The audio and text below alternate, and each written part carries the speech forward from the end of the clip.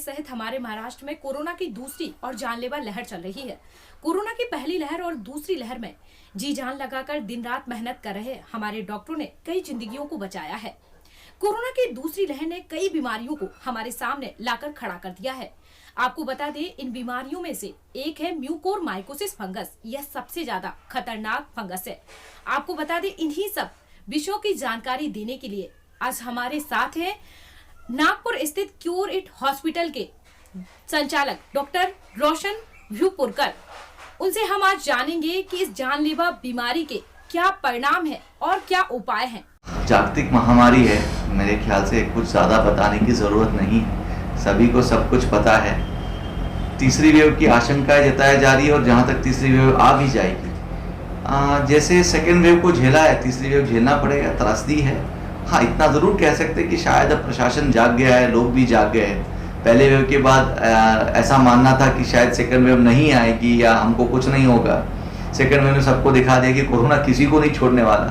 तो तीसरी वेव के लिए सब जागरूक हो चुके हैं, प्रशासन जागरूक हो चुका है, जनमानस जागरूक हो चुका है। तो अपेक्षा ये करते हैं कि जितनी नुकसान सेकेंड वेव ने किया है, तीसरी वेव उतना नुकसान नहीं करेगी। अगर बात की जाए तो इस सेकेंड वेव में रेमडेसिविर इंजेक्शन हो, टॉर्सिल इंजेक्शन हो या फिर ऑक्सीजन हो, इनकी किल्लत बहुत ज़्यादा रही। किन तकलीफों से क्योर इट हॉस्पिटल और आपको गुजरना पड़ा ऑक्सीजन को लेकर, क्या कहेंगे? ऑक्सीजन की किल्लत तो मुझे बहुत ज़्यादा नहीं गई क्योंकि इट वॉज नाइसली प्लान्ड, तो ऑक्सीजन की किल्लत नहीं गई।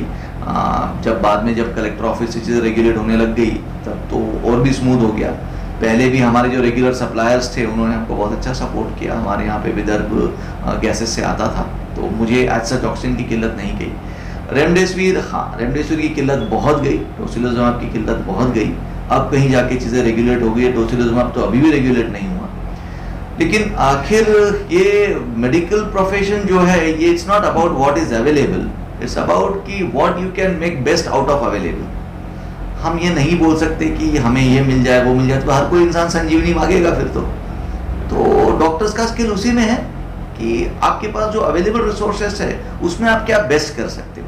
क्योंकि आपके पास लोग आते हैं, मजबूर होकर आते हैं, वो तो कुछ समझते नहीं है, वो तो बोलते हैं जान बचाओ। अब आपको ये देखना है कि आपके पास जो भी चीज़ें अवेलेबल है उसमें आप बेस्ट क्या कर सकते हो, बस वही हमने किया। सेकंड वेव में ऐसा देखा गया है, लोग पेशेंट को एम्बुलेंस में लेकर हॉस्पिटल टू हॉस्पिटल घूम रहे हैं। रेमडेसिविर इंजेक्शन को रामबाण इलाज मानकर रेमडेसिविर इंजेक्शन 1100 का इंजेक्शन 5000 और उसके बाद में 1 लाख रुपए तक की भी लेने को तैयार हो गए। तो क्या कहेंगे, रेमडेसिविर इंजेक्शन ये एकमात्र उपाय था? कोरोना का उपाय नहीं है, ये हर कोई जानता है कि इसका कोई उपाय नहीं। Remdesivir is very useful injection, which is the only injection which helps in decreasing the viral load of a patient. जो पेशेंट के शरीर में वायरस होता है वो कम करने में रेमडेसिविर सब में ज़्यादा मददगार है। और आज वही एक ऐसा इंजेक्शन है जो मददगार है। जितने पोस्ट आ रहे हैं कि रेमडेसिविर इज़ नॉट यूजफुल, ये नहीं वो नहीं वो नहीं, वो लोगों ने या तो चीप पॉपुलैरिटी के लिए किए है या रेमडेसिविर के लिए जो पैनिक हो गया था उसको कहीं ना कहीं न्यूट्रलाइज करने के लिए किए गए। लेकिन remdesivir is the only drug जो आज वायरल लोड कम करने में हेल्प करता है। अगर बात की जाए, पहले वेव में देखा गया पोस्ट कोविड पेशेंट को लंग फाइब्रोसिस के बहुत ज़्यादा नंबर पेशेंट दिखे। अभी पहले ही जनता जो है कोरोना से परेशान है, सेकंड वेव से जूझ रही है। उसमें म्यूकोरमाइकोसिस नाम का एक ब्लैक फंगस जो है ये भी एक आ गया है, जो कि बहुत ज़्यादा अग्रेसिव ऐसा फंगस है, जानलेवा फंगस है। क्या कहेंगे इसके बारे में? दो चीज़ आपने पूछी, एक post Covid fibrosis. Yes, post Covid fibrosis is a defined entity और वो होना ही होना है क्योंकि कोविड में इन्फ्लेमेशन बहुत ज़्यादा है। क्या होता है, जब भी शरीर में कोई जंतु आता है तो शरीर उसको बाहर निकालने की कोशिश करता है। उसको मारने के लिए शरीर जहर छोड़ता है जिसको हम साइटोकाइंस बोलते हैं। अब वो जब जहर छोड़ता है शरीर वो जंतु को मारने के लिए, तो वो जहर हमारे टिश्यू को भी जलाता है। इसी की वजह से हमारे लंग्स भी जलते हैं और उसकी वजह से पोस्ट कोविड फाइब्रोसिस होता है। जितना ज़्यादा इन्फेक्शन उतना फाइब्रोसिस चांसेस ज़्यादा। उसके लिए ट्रीटमेंट्स है और हम कर रहे हैं और काफ़ी पेशेंट उससे अच्छे भी हुए हैं। परफिनोडॉन एक ड्रग आता है जो हम देते हैं पोस्ट कोविड फाइब्रोसिस में। पेशेंट लॉन्ग टर्म बाईपैप पे या वेंटिलेटर पे रहता है बट दे कम आउट, तो बहुत घबराने की बात नहीं है। दूसरी बात है म्यूकोरमाइकोसिस। यस, म्यूकोरमाइकोसिस ये कोई नई चीज़ नहीं है, ये बहुत पुरानी चीज़ें हैं। ये ज़ाइगोमैटेसी फैमिली का फंगस है।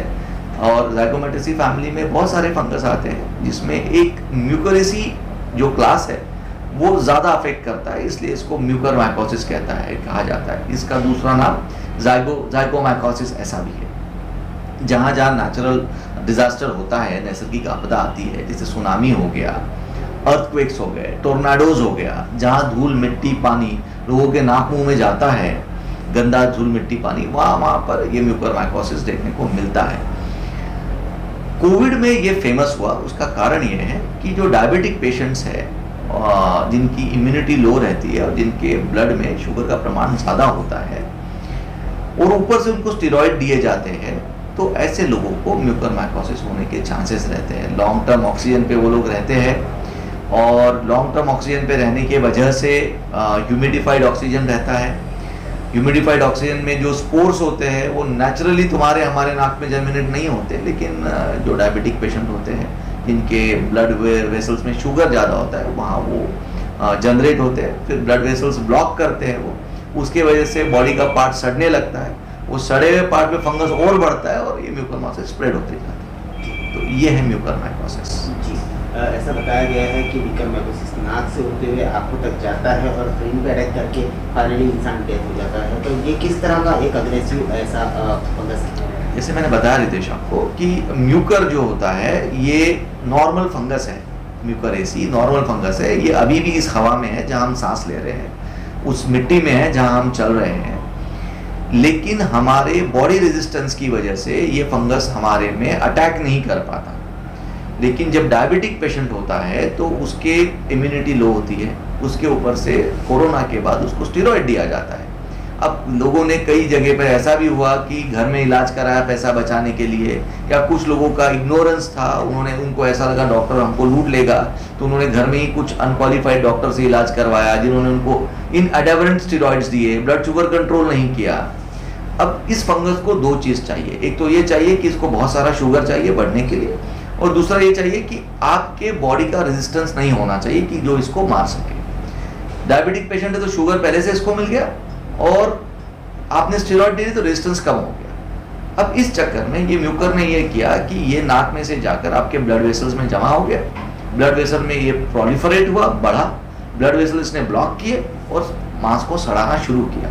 सड़ाए हुए इसमें और फंगस बढ़ने लग गया। इस वजह से ये बहुत फास्ट बढ़ता बॉडी में, और ये पैरानेजल एयर साइनसेस यानी जो हमारे नाक के अराउंड जो हड्डी में छेद होते हैं जिसको हम नेजल साइनसेस बोलते हैं, पैरानेजल एयर साइनसेस बोलते हैं, उसमें ये बढ़ता है। वहाँ से बढ़कर ये आंखों तक जाता है, आंखों से बढ़कर ये ब्रेन तक जा सकता है, ये लंग्स तक जाता है, ये इवन पेट और किडनी तक भी जाता है। इसकी बढ़ने की स्पीड बहुत ज़्यादा है, इसीलिए ये डेंजरस है। जी, क्या इसके मूलभूत सिम्टम्स क्या होते हैं, क्या कहेंगे आप? म्यूकरमाइकोसिस किस तरह से पहचाना जा सकता है? देखिए, एक तो म्यूकरमाइकोसिस नॉन डायबिटिक पेशेंट्स को नहीं होता है, one thing. Mucormycosis diabetic patient को उन्हीं को होता है जिनका ब्लड शुगर लेवल 200 से नीचे मेंटेन नहीं किया गया हो और जिनको बहुत ज़्यादा स्टेरॉइड्स दिए गए। इस पेशेंट में ऐसा होता है कि इनको बुखार आने लगता है, इनकी एक साइड पे चेहरे पे सूजन होने लगती है, इनकी आंखें लाल होने लगती है, आंखों में थ्रॉबिंग पेन होने लगता है, आंखों में क्रस्टिंग यानी जो स्कैब्स होते हैं वो आने लगती है, जैसे जख्म होने के बाद जो स्कैब आती है वैसे खिपली जिसको हम कहते हैं वो आने लगती है, नाक में भी वैसे ही स्कैब आने लगते हैं, और फिर धीरे धीरे खांसी बढ़ती है, वोमिटिंग आती है, पेट में दर्द शुरू होता है। तो ये इसके सिम्टम्स हैं। अगर हम केरल हॉस्पिटल की बात करें तो पिछले 2020 से जो कोविड की लहर शुरू हुई थी, अभी सेकंड वेव हुई, लगभग कितने पेशेंट अभी तक के अपने हॉस्पिटल में ट्रीट कर दिए गए? लगभग मैंने ओपीडी आईपीडी मिला के लगभग 2000 पेशेंट्स को अपन ने दोनों वेव्स में ट्रीट किया, जिसमें से आप कह सकते हैं कि 1200 के लगभग अपन ने पेशेंट एडमिट करके ट्रीट किए। पहले वेव में लगभग 700-800 पेशेंट ट्रीट हुए और सेकेंड वेव में बचे हुए पेशेंट ट्रीट हुए। रिकवरी रेट के बारे में अगर बात करें, recovery rate is excellent Ritesh. I am very happy with the recovery rate of the Curate hospital because we have form a medical board, we call it a Covid board, जिसमें हम लोग 4 लोग हैं। एक पल्मोनोलॉजिस्ट है, एक जनरल फिजिशियन है MD medicine, and मैं एक हूँ, आई एम अ सर्जन, और एक गायनेकोलॉजिस्ट। ऐसे 4 लोग हम वो मेडिकल बोर्ड में हैं, और उस मेडिकल बोर्ड के every day we conduct a meeting and according to meeting we modify our treatment of the patient. तो उस वजह से हमारा रिकवरी रेट बहुत अच्छा है। एंड कुछ बहुत हाई स्कोर के पेशेंट जिनका स्कोर 23, 24 था सीटी स्कैन पे, वो अच्छे होके गए। कई गरोदर माताएं जिनको मुझे एडमिट करना पड़ा, वो अच्छी होकर गई। 196-year-old lady we could discharge after covid. तो रिकवरी रेट काफ़ी अच्छा है। I am very satisfied with the team effort of the cured hospital. अगर बात की जाए, सभी लोग फिलहाल कोरोना से डरे हुए हैं। म्यूकरमाइकोसिस ये भी एक बीमारी है। डरे हुए लोगों को क्या एक मैसेज आप अपने द्वारा देंगे? देखिए, डरना तो बिल्कुल भी नहीं चाहिए, लेकिन डरना नहीं चाहिए इसका मतलब ये नहीं कि आप इग्नोरेंट रहे, आप चीज़ों को बहुत हल्के में ले। इलाज ही बचाव है आपका। तो आपको अगर कहीं पर भी म्यूकरमाइकोसिस के सिम्टम्स दिखते हैं तो आपको इमीडिएटली आपके डॉक्टर को कंसल्ट करना चाहिए। इवन म्यूकरमाइकोसिस के लिए गोलियां भी अवेलेबल है, जैसे एम्फोटेरेसिन बी हम बोलते हैं, जो कि कॉस्टली इंजेक्शन है और आजकल बहुत शॉर्टेज भी है। But there are tablet, posaconazole है, देन आइसोजुकोनाजोल है, they come in tablet forms. तो दवाइयों से म्यूकरमाइकोसिस पूरी तरीके से अच्छा होता है अगर उसका जल्दी ट्रीटमेंट हुआ तो। लेकिन बढ़ने के बाद अगर हम जाते हैं तो इसमें जान भी जा सकती है और ऑपरेशंस भी कराने पड़ते हैं। इसलिए जल्दी डॉक्टर को कंसल्ट कीजिए। डायबिटीज पेशेंट है तो शुगर अच्छे से कंट्रोल रखिए और किसी भी चीज़ को हल्के में मत लीजिए। घबराए नहीं, इसका मतलब ये नहीं कि आप चीज़ों को हल्के में। माइकोसिस अगर किसी पेशेंट को होता है तो क्या एक पर्टिकुलर समय क्या लगेगा उसको बॉडी में, उसको फैलने के लिए क्या करना है? म्यूकोरमाइकोसिस का ऐसा है कि इट स्प्रेड्स वेरी फास्ट। उसका इंक्यूबेशन पीरियड यानी आपको इन्फेक्शन होने से लेकर तो सिम्टम्स दिखने से 48 से 72 घंटे कहा जाता है। और अगर अनअटेंडेड रहा तो विद इन 5 days पेशेंट की डेथ हो सकती है। इतना फास्ट वो फैलता है। इसीलिए सिम्टम्स दिखते ही साथ अगर आप इमीडिएटली ट्रीटमेंट कराते हैं तो ये पूरी तरीके से क्यूरेबल है। अगर बात की जाए कोरोना का थर्ड स्ट्रेन आने वाली बात की जा रही है, इसमें बच्चों को टारगेट किया जा रहा है कि थर्ड वेव जो आएगा ये बच्चों को होगा, क्या कहेंगे आप इस विषय में? मेरा पर्सनल व्यू है कि बच्चों को खतरा नहीं है। This is my personal opinion. Speculation बच्चों के लिए लगाए जा रहे हैं, मैंने भी काफ़ी पोस्ट पढ़ी, बट मुझे लगता है कि that is just a general speculation, क्योंकि पहले वेव में उम्र दराज मरे, दूसरे वेव में यंग लोग मरे, इसलिए अब लोग कह रहे हैं कि भैया बच्चे मरेंगे। लेकिन मुझे नहीं लगता, बिकॉज नेचुरल एंटीबॉडीज जिन बच्चों को जो आज तक प्रोटेक्ट करते आई है वो आगे भी करेगी। इस वेव में यंग पॉपुलेशन की ज़्यादा डेथ का रीज़न ये है क्योंकि यंग पॉपुलेशन वैक्सीनेट नहीं हुआ था। लेकिन बच्चों में तो नेचुरल एंटीबॉडीज है ही, तो उनको कोरोना बहुत ज़्यादा अफेक्ट करेगा थर्ड वेव में, ऐसा मेरा पर्सनल ओपिनियन ये है कि वो ऐसा कुछ है नहीं। हाँ, यंग पॉपुलेशन को हमको जल्दी से जल्दी प्रोटेक्ट कर लेना चाहिए। 12 years अबव पॉपुलेशन को हमको जल्दी से जल्दी वैक्सीनेट करके प्रोटेक्ट करना चाहिए। यूके में, यूएस में ऑलरेडी 12 years अबव वैक्सीनेशन शुरू हो चुका है। वही चीज़ हमको इंडिया में कर लेनी चाहिए जल्दी से। जी, क्यूरेड हॉस्पिटल की बात करें, यहाँ पे आपने माँ करके एक अलग सेगमेंट शुरू किया हुआ है जो कि स्पेशली प्रेग्नेंट लेडीज के लिए है, प्रसूति के लिए है, बच्चों के लिए है। तो यहाँ पे आपने जैसे बताया कोविड के होते हुए बहुत सारी माताएं हैं जिन्होंने बच्चों को जन्म दिया और वो नॉन कोविड थे। तो ऐसे में एक सवाल पैदा होता है कि अगर कोई माता कोविड पॉजिटिव है तो उसका बच्चा कोविड पॉजिटिव रहेगा? हम लोगों ने लगभग 64 डिलीवरीज की है जो कोविड पॉजिटिव मदर्स थी उनकी, एंड विद गॉड्स ग्रेस एक भी बच्चा कोविड पॉजिटिव नहीं रहा है। हम लोगों ने उनके 3 स्वैब टेस्ट किए। पहला swab just after birth, then after 5 days and then after 10 days, और तीनों स्वैब्स हमारे यहाँ पे निगेटिव आए। हमारा एक भी बच्चा कोविड पॉजिटिव नहीं हुआ। With proper handling, proper precautions, Covid positive mother के भी बच्चे कोविड नेगेटिव रह सकते हैं एंड उसमें कोई खतरा नहीं है। माँ जो प्रोजेक्ट है मेरा, वो मैटरनिटी को डेडिकेटेड प्रोजेक्ट है। मैंने काफ़ी कम से कम रेट्स में मैंने वो ये बीड़ा उठाया है कि मैं सबको मैटरनिटी सर्विसेज दूँ, और वो प्रोजेक्ट कोविड में भी मेरा शुरू रहा, और जितनी मेरे पास मदर रजिस्टर्ड थी अभी have taken care of them. आपको हम और भी ऐसी ही जानकारियों से अवगत कराते रहेंगे। इसके लिए आप हमारे चैनल जी टाइम न्यूज को सब्सक्राइब और लाइक जरूर करें।